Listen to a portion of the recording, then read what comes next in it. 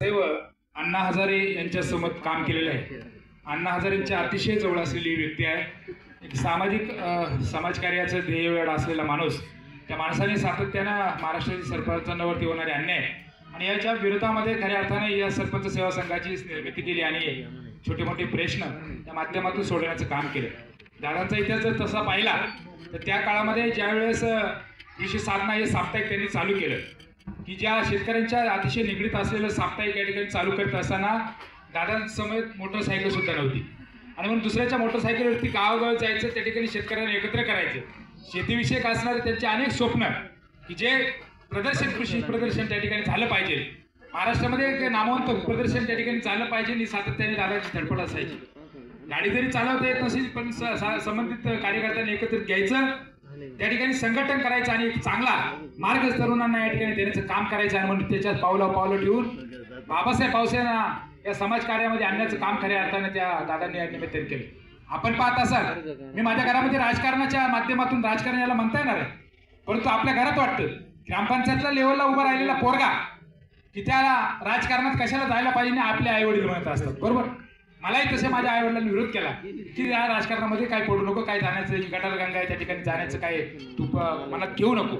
परंतु असा एक ध्येयवाडा माणूस की समाज कार्याचा वारसा घेऊन आपल्याही या मुलाला या ठिकाणी सातत्याने वारंवार सूचना करायची आणि या महाराष्ट्रामध्ये एक सरपंच सेवा संघाची एक निर्मिती करायची आणि त्या ठिकाणी वाहून केल्याचं काम खऱ्या अर्थाने करीत असेल ते पावसे कुटुंब. आणि म्हणून दादांनी ज्या वारसा त्या मुलाच्या हातामध्ये दिला आणि तो सातत्याने या महाराष्ट्रामध्ये घेऊन जाण्याचं काम करतोय, एक चांगलं काम या निमित्ताने होतंय. म्हणून आपल्या सर्वांची भविष्यामध्ये आपल्या सगळ्यांची गरज आहे, ती देण्याच्या दृष्टीने हात बळकट करण्यासाठी आपण फक्त त्याला लढपणा एवढा जरी शब्द वापरला तर सातत्याने या सरपंचांवरती होणारे अन्याय ते दूर करण्याच्या दृष्टीनं निश्चितच सरकारतर्फे त्या गोष्टी मांडल्या जातील, लढे केले जातील, आंदोलन केले जातील, उपोषण केले जातील. आणि म्हणून येणाऱ्या काळामध्ये सुद्धा या अमरपट्टा घेऊन मी काही ग्रामपंचायतचं सदस्य पुढल्या 45 वहिनी सांगता येत नाही.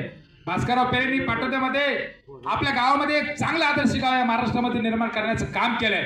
परंतु त्याच भास्करराव पेरेंची मुलगी ज्यावेळेस ग्रामपंचायतला उभी राहिली त्याच गावातील लोकांनी तिला पाडण्याचा प्रयत्न केला आणि पाडलं खऱ्या अर्थाने. बरोबर, म्हणून ज्या भास्करराव पेरेंनी महाराष्ट्रामध्ये एक मॉडेल गाव निर्माण करण्याचं काम पाटोदा केलं, त्या भास्कररावांच्या मुलीला सुद्धा लोकांनी ग्रामपंचायतमध्ये पाडलं.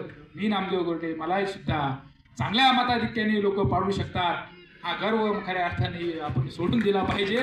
म्हणून एक समाजसेवेचं व्रत खऱ्या अर्थाने केलं पाहिजे आणि म्हणून आमचा सातत्याने प्रयत्न असतो सरपंच सेवा संघाच्या माध्यमातून खास सरपंचांच्या मागण्या घेऊन आपण या ठिकाणी भविष्यात मोठा लढा करणार आहोत. त्या निमित्ताने आपण सहभागी व्हावी अशी विनंती पुन्हा एकदा